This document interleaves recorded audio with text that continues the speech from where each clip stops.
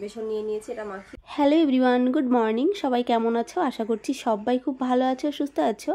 আমার নতুন আরও একটা ব্লগে তোমাদের সবাইকে ওয়েলকাম জানাচ্ছি চা খেতে খেতে। আজকে আমরা সবাই একসাথে ঘুম থেকে উঠেছি। ঘুম থেকে উঠেই গা কাপড় না ধুয়েই চা বানাতে চলে এসেছি। এমনিতেই অনেকটা লেট হয়ে গেছে। আমার বর বলছে তাড়াতাড়ি চা বানাও, খেয়ে আমি একটুখানি বেরোবো, কাজে যাবে না, কেননা যেভাবে নিম্নচাপ শুরু হয়েছে এর মধ্যে কাজে যাবে কি করে। তবে বলছে একটু দোকানে যাবে, ওই জন্যই আর কি হুটোপাটা করে চা বানানো। চা খেয়ে নিই, তারপরে গা কাপড় ধোবো।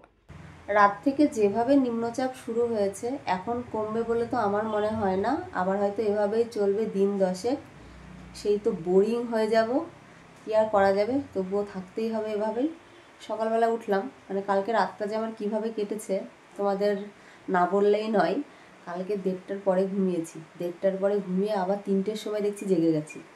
3টের সময় উঠলাম, উঠে একটু টয়লেটে গেলাম, টয়লেট থেকে এলাম, এসে তারপরে আবার ঘুমিয়েছি। 6টার সময় ঠিক পেলাম, কাটায় কাটায় তখন 6টা বাজে। 6টার সময় উঠলাম, উঠতে উঠতেই দেখছি কাকিমা এলো কাজে। কাকিমা কাজ বাজ সারলো, আমি একটু ছাদের ওপরে হাঁটাচলা করলাম। তখন মানে টিপটাপ টিপটাপ বৃষ্টি পড়ছিল। তারপর আস্তে আস্তে একটু জোরে হচ্ছে, যে খুব বেশি জোরে হচ্ছে তা কিন্তু নয়, মানে নিম্নচাপ যেমন হয় আর কি, তো সেই রকমই হচ্ছে। চা বিস্কিট খাওয়া হয়ে গেছে। মানে আজকে আমি চা বিস্কিট খাইনি, আমি চা দিয়ে চিড়ে ভাজা খেয়েছি, খিদে খিদে পাচ্ছিল। যেহেতু সারাটা রাত সেভাবে ঘুম নেই, তো খিদে খিদে পাচ্ছিলো বলে চিড়ে ভাজার চা খেয়েছি। তারপরে বরকে বললাম একটুখানি ডালপুরি এনে দিতে, বর ডালপুরি এনেছে।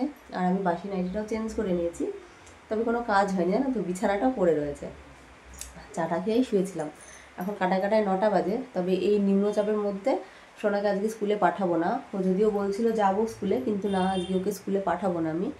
কেন বলো তো, ওই জুতো মোজা ভেজা থাকবে, ওই হেঁটে যাবে, হেঁটে না গেলেও স্কুলে গিয়ে ও ভিজিয়ে নেবে, দিয়ে ওই ভেজা থাকবে, আবার জ্বর আসবে। আমি সেটা মোটেও চাই না, যেহেতু এখনও ঔষধ চলছে। ওই জন্য বললাম না, আজকে আর স্কুলে যেতে হবে না। এমনিতেই কাল থেকে স্কুল ওর বন্ধ হয়ে যাবে, 7 দিনের ট্যুর আছে।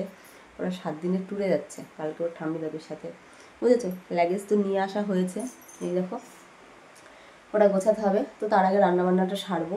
আজকে হচ্ছে বৃহস্পতিবার।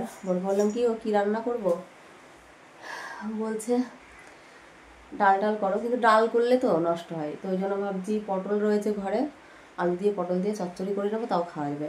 এখন তো ডালপুরি এনেছে, এই বেলাটা চলে যাবে কোনো রকমে, দুপুর টাইমটা, রাতের বেলাটা কোনো কিছু একটা খেয়ে চলে গেলেই হলো আজকের দিনটা। আবার কালকে তো আবার আমিষ হবে, কোনো কিছু মাছটা জানা হবে, তাই না। তো ওই জন্য আর কি, চলো আগে ডালপুরিটা খেয়ে নেবো, গরম গরম, যেহেতু ঠান্ডা হয়ে গেলে ভালো লাগবে না। আমি আর সোনা খাবো, তারপরে বিছানাটা গোছাবো, বিছানাটা গুছিয়ে তারপরে রান্নার দিকে যাবো, বুঝেছো। একদিকে ভাত দেবো, একদিকে আলু চচ্চড়ি বসাবো, তাহলে হয়ে যাবে। তবে অনেকগুলো ড্রেসপত্র হয়ে গেছে, কালকে যেহেতু বাজারে গেছিলাম, তো ওই জন্য ছেড়ে রেখেছি। আবার রাতে একটা নাইটি ছাড়া আছে, এখন একটা ছেড়ে রেখেছি, ওই দেখো ওইভাবে রাখা আছে মেশিনের ওপরে। রান্নাবান্না সারবো, রান্নাবান্না সেরে তারপরে মেশিনের মধ্যে দেবো, দিয়ে ঘরেই মেলে দেবো, বাইরে তো মেলামেলির কোনো সিন নেই। তার আগে বাসনগুলো একটুখানি জল ঝরাতে দিতে হবে। আর আমার মানি দেখো এরকম কাচের চুড়ি পরেছে। এবছর আমি আর কাচের চুড়ি পরলাম না, মন চাইলো না, আর কিছু কারণবশতই পরলাম না বলতে পারো। তো এবছর আমি পরবো না, ইচ্ছা আছে কাচের চুড়ি, প্রত্যেক বছরই পরা হয়, পরি, একটু মনটা খারাপ লাগছে, বাট থাক। ওই যে বললাম কিছু কারণবশত এখন করবো না, তবে কারণটা কি তোমাদের অবশ্যই জানাবো। দিনটা এগিয়ে এসেছে সামনে, বাট জানিয়ে দেবো কী কারণে। ও পড়েছে, ওর শখ হচ্ছিল, ও ফার্স্ট টাইম পরলো আমার মেয়ে কাচের চুড়ি, এর আগে কোনোদিন পরেনি। তো এবার বললো মা আমি কাচের চুড়ি পরবো, আমি ঠিক আছে তাহলে পরেছে। বাসনগুলো কোথায় রাখবো বলে, তখন এক ঝুড়ি বাসন, কালকে বিকেলে কাজে আসেনি কাজের কাকিমা, যার জন্য অনেক বাসন হয়েছে। কালকে সকাল থেকে বাসন পড়েছে, শুধু চায়ের বাসনগুলো আমি মেজে নিয়েছিলাম, আর বাকি সব বাসনই ছিল। তো সেগুলোই মাজা ধোয়া করে দিয়ে গেছে, কিন্তু জল না ধরালে ঝুড়ির মধ্যে রাখা যাবে না। সেজন্য বাসনগুলো আগে এই জায়গাটাই এখন আপাতত রাখি, বাইরে তো রাখা যাবে না। আর টেবিলটাও যেহেতু দরকার, টেবিলটাও রাখা যাবে না, রেখে দিয়ে এই যে ডালপুরি এনে দিয়ে গেছে। বরকে বলেছি যে গরম গরম আনবা, খুব একটা গরম আছে বলে মনে হয় না, আছে বাট খুব গরম না, যেহেতু বৃষ্টি পড়ছে তো আনতে আনতে মনে ঠান্ডা হয়ে গেছে বাজার থেকে। বর আজকে কাজে যায়নি, বললো দোকানে যাব, ওর দোকানে কাজ রয়েছে, মানে লেবার দিয়ে হয়তো কিছু করাবে, তবে ও আজকে কাজে যাবে না, তাই বললো। তো চলো সারাটা দিন এভাবেই তোমরা সাথে থাকো। এই নিম্নচাপ দেখি এই অঝরে তো পড়তে শুরু করেছে, কবে কমবে তার কোনো তো ঠিক ঠিকানা নেই। সারাটা দিন কী করছি না করছি সবটাই তোমাদের সাথে শেয়ার করবো। সারাটা দিন তোমরা সাথে থেকো। আজকে সোনার লাগেজটাও গোছাতে হবে, তো সোনা কী কী নিয়ে যাচ্ছে সেগুলো তোমাদের দেখাবো। কালকে শপিং করতে গেছিলাম, সেখান থেকে কী কী নেওয়া হয়েছে সব কিছু A to Z তোমাদের সাথে আজকে শেয়ার করা হবে। এই যে বাজার থেকে এনে দিয়েছে গরম গরম ডালপুরি, তবে অনেকটাই ঠান্ডা হয়ে গেছে, বৃষ্টি পড়ছে তো ওই জন্য। আর আমরা একটু লেটও করলাম খেতে, যদি সঙ্গে সঙ্গে খেতে বসতাম তাহলে একটু গরম গরম থাকতো। মানে এইসব খাবার গরম না হলে না খাওয়াও যায় না। তো চলো খেয়ে নিয়ে এবারে। রান্না বসাবো করতে করতে এখন 11টা পার হয়ে গেছে। যদিও ভাত নেমে গেছে, ভাতটা নামিয়ে জামা কাপড়গুলো ভিজিয়ে মেশিনের মধ্যে দিলাম। আকাশটা একটু পরিষ্কার হয়েছে, তবে বৃষ্টি আসবে কিনা জানি না, কিন্তু আকাশটা পরিষ্কার হয়েছে। ভাবছিলাম যদি আগে আমি ড্রেসপত্রগুলো ভিজিয়ে মেশিনের মধ্যে কেচে রাখতাম তাহলে এতক্ষণে মেলে দিতে পারতাম, একটু ঝরঝরে হয়ে যেত বাইরে মেললে। আর ঘরে মেললে তাড়াতাড়ি ঝরঝরে হতে চায় না। দেখা যাক, একটু বেসনের বড়া করবো। এই দেখো বেসন নিয়ে নিয়েছি, এটা মাখিয়ে, আর আলু পটল চচ্চড়ি, আর কিচ্ছু করবো না। আমার বর সকালবেলা বলে গেল, মানে ডাল পুরি এনেছিল, তখন তোমাদের বলেছিলাম লুচি, ডাল পুরি আর তরকারি এনে দিয়ে গেলো, বলছে আমি এসে বাজার করে দিচ্ছি। তারপরে যখন 10:30 বাজে তখন ফোন করেছে, বলছে কী বাজার করবো? বলছে আর বাজার করতে হবে না, আজকে ওই আলু পটল চচ্চড়ি ভাত করবো, আর অন্য কিছু করবো না। দিয়ে ওই যে আলু পটল কাটা আছে, এটা ভেজে নিয়ে আলু পটলের তরকারিটা করবো, বুঝলে। আজকে একটু বেশি করেই বেসন আনিয়েছি, কেন বলো তো? বেসনের বড়া খেতে বেশ যা অনেক জল হয়ে গেল তো মনে হচ্ছে। না গো, ঠিক আছে, ভেবেছিলাম অনেক জল হয়ে গেছে। এটা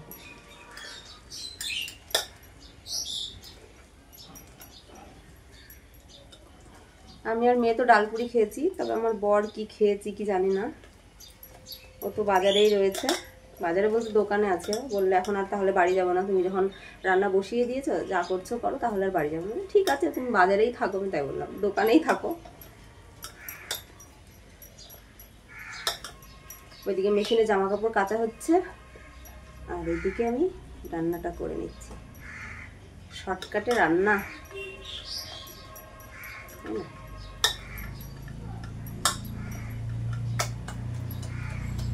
ভালো করে ফাটাতে হবে, তা নাহলে ফুলবে না। রান্না কমপ্লিট করে নিয়েছি। এই দেখো ভাত রয়েছে, আর ওখানে হচ্ছে বড়া ভাজা, আর এই হচ্ছে ঝোল ঝোল আলু পটলের তরকারি। রান্না বান্না সেরেই বরকে ফোন করেছিলাম, বলল মিনিট 10 পরেই আসছি। আস্তে আস্তে সেই আধা ঘন্টা বাদ দিয়ে এখন এলো। ওর জন্য কিন্তু আমি বসেই রয়েছি। আমি ভাবছি ওকে ভাত দেবো, ভাত দিয়ে তারপরে স্নান করব। তা না হলে প্রত্যেক দিন স্নান করতে চলে যায়, তখন ভাত খেতে আসে, তো ওই জন্য একটুখানি শুয়েছিলাম। এই যে এলো, ওকে খেতে দিয়ে দিয়েছি, এবারে বাকি কাজগুলো সারবো। বাকি কাজগুলো সেরে স্নান করব। মেয়েও খেলো না, আমিও খেলাম না, স্নান টান করে মা মেয়েতে একসাথে ভাত খাবো। এখন ঘড়িতে সময় হচ্ছে কাটায় দুপুর 2টো। এখন 2টো ভাত খাবো। সেই যে সকালবেলা ডালপুরি খেয়েছি, তারপর আর কোনো কিছুই খাওয়া হয়নি। ওই যে বড়া ভেজেছিলাম, মানে বেসনের বড়া খেয়েছিলাম।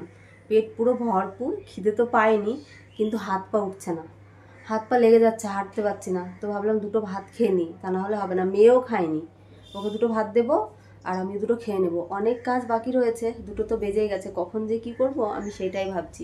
সোনার একটা কাজ রয়েছে, যেটা মেন কাজ, লাগেজ গোছানো। ওর তর্স হয়েছে না, ওকে গুছিয়ে দিতে হবে। এই দেখো ওখানে রেখেছি।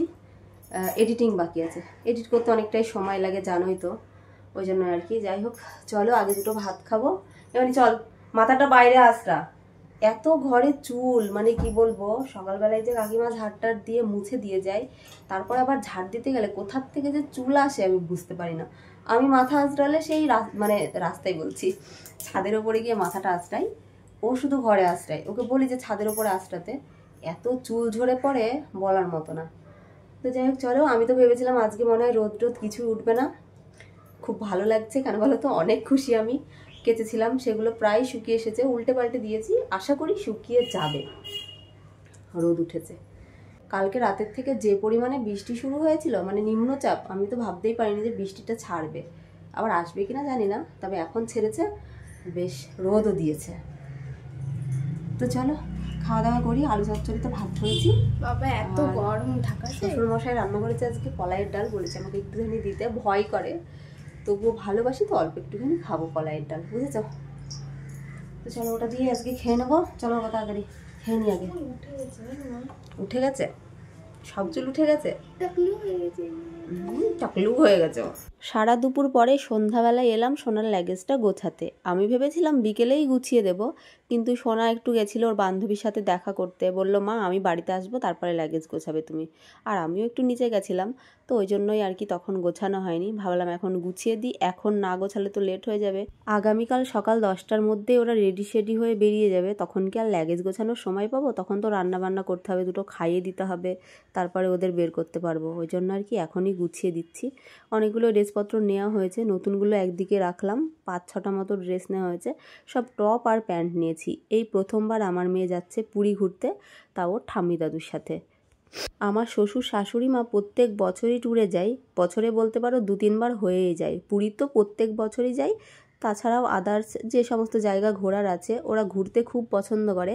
তার সাথে সাথে আমার এই ছোট্ট মেয়েটাও কিন্তু ঘুরতে ভীষণ পছন্দ করে। ওর যখন 4-5 বৎসর বয়স তখন থেকেই ও দূরে পারে ঘুরতে যাওয়ার স্বপ্ন। তো সেই স্বপ্ন ফাইনালি এবারে পূরণ হতে চলেছে। মানে ওর জেদ বশত ও জেদ করে বসেই রয়েছে যে এবারও পুরী যাবেই। তো পুরী যখন যাবে তাহলে যাক ঘুরে আসুক। আমরা আদৌ কোনো দিন যেতে পারবো কি না জানি না। আমাদেরও ইচ্ছা করে, ভাবি যে একবার যাব পুরীতে, কিন্তু সেই সুযোগ বা সময়টা আমাদের হয়ে ওঠে না। আসলে কি বলতো, ঠাকুর হয়তো চাই না, যেদিন ঠাকুর চাইবে হয়তো সেদিনই যেতে পারবো। তবে আমার মেয়েকে টেনেছে ঠাকুরে হয়তো, যার জন্য ও যাচ্ছে ওর ঠাম্মি দাদুর সাথে। তো ও ঘুরে আসুক, ওর স্বপ্ন তো পূরণ হোক, আমাদের স্বপ্ন পূরণ না হলেও চলবে, তাতে কোনো যায় আসে না। তো চলো ঝটপট আগে লাগেজটাকে গুছিয়ে দিই। রাত্রি 8:30টার সময় এখন বানানো হচ্ছে চাউমিন। যদিও চাউমিনটা আমার বরই বানাচ্ছে। 2 রকমের চাউমিন হবে, নিরামিষ চাউমিন আর এগ চাউমিন। নিরামিষ চাউমিনটা আমি আর আমার শাশুড়ি মা খাবো, যেহেতু আজকে বৃহস্পতিবার, শাশুড়ি মা নিরামিষ খায়। তবে আমি সেইভাবে মানি না, বাড়িতে তোলা হয় না আমাদের আমিষ কোনো জিনিস, তবে বাইরে আমি কিন্তু খেয়ে নিই। তার থেকেও বড় কথা, ডিম দেওয়া চাউমিন আমি একদমই খেতে পারি না, মানে ডিমে ছোঁয়ানো কোনো জিনিসই আমি খেতে পারছি না, যার জন্য আমি কিন্তু নিরামিষই খাচ্ছি। আর আমার শ্বশুরমশাই, আমার মেয়ে আর আমার বর ওরা এগ চাউমিন খেয়েছে। এখন রাত্রি 10:30 বাজে, এখন খেতে এলাম ভাত। আমার মেয়ে চাউমিন খেয়েই ঘুমিয়ে গেছে। বলল আমার খিদে নেই মা, আমি চাউমিন খেয়েছি, তোমরা ভাত খেয়ে নিও, আমি ভাত খাবো না। ওই জন্য ওকে আর জোর করলাম না, তো ঘুমাচ্ছে। আর আমরা এই যে খেতে বসলাম এখন, ডাল দিয়ে ভাত খাবো। আজকে আলু চচ্চড়ি করেছি, আলু চচ্চড়িটা নষ্ট, অনেকটা আলু চচ্চড়ি রয়েছে।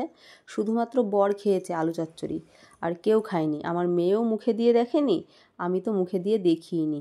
দুপুরবেলা ডাল দিয়ে খেয়েছিলাম, তো এখন আবার শ্বশুরমশাইয়ের কাছে চাইলাম, বললাম আমাকে একটুখানি ডাল দিয়ে যেতে, কেননা আলু চচ্চড়ি খাবো না, ওই জন্য একটু আবার ডাল দিয়ে গেল। এই দেখো ডাল দিয়েই ভাত মাখিয়ে নিচ্ছি। কলাইয়ের ডাল খেতে আমি কিন্তু ভীষণ ভালোবাসি, তবে ব্যথার জন্য খাওয়া হয়ে ওঠে না। আজকে যেহেতু আলু চচ্চড়ি, ভাবলাম কি দিয়ে ভাতটা খাবো, আর ওরা যেহেতু ডাল রান্না করেছে, যা হবে হবে এটা ভেবে আর কি কলাইয়ের ডাল দিয়ে কিন্তু ভাত খেয়ে নিলাম। ভাত টাত খেয়ে এই যে চলে এলাম ঔষধ খেতে। এটা তো আমার ডিউটি, খেতেই হবে তাই না? দুপুরবেলাটা খাইনি, সকালবেলাটাও খাওয়া হয়নি, তবে রাতের বেলাটা না খেলেই নয়। 1 মাসের ঔষধ দিয়েছে, আবার ডক্টর দেখানোর ডেট রয়েছে 12 তারিখে। তবে তার আগে শেষ হবে না, কেননা অনেক কটা দিন হয়ে গেছে আমি ঔষধটা ঠিকঠাক খাই না। তো চলো ওষুধ খেয়ে নিই। আর আমার বর দেখো, ও তো শুয়েই গেছে অলরেডি। আর আমার যত নিচু হওয়া বারণ, ততই আমার হাত থেকে এটা সেটা পড়তেই থাকে, আর আমি তুলতেই থাকি। তো চলো ওই ঘরে লাইট অফ করে দিয়েছি, বাইরেটা একটু দেখে নিই। বাইরেটারও লাইট অফ হয়ে গেছে। আজকের মতো এই পর্যন্ত। সবাই ভালো থেকো, সুস্থ থেকো, টাটা বন্ধুরা, গুড নাইট সবাইকে।